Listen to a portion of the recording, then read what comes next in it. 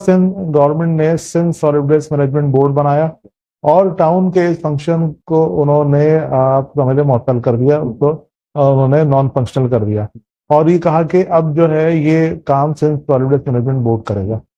अलमिया ये है कि एक heavy cost Sindh solid waste management board को गवर्नमेंट दे रही है कचरा घरों से उठाने के लिए, और कचरा जो है वो फ्री ऑफ कॉस्ट उठाया जाए। ये काम हो जाए तो ये सारे मसले हल हो जाए, लेकिन घरों से कचरा नहीं उठाया जा रहा।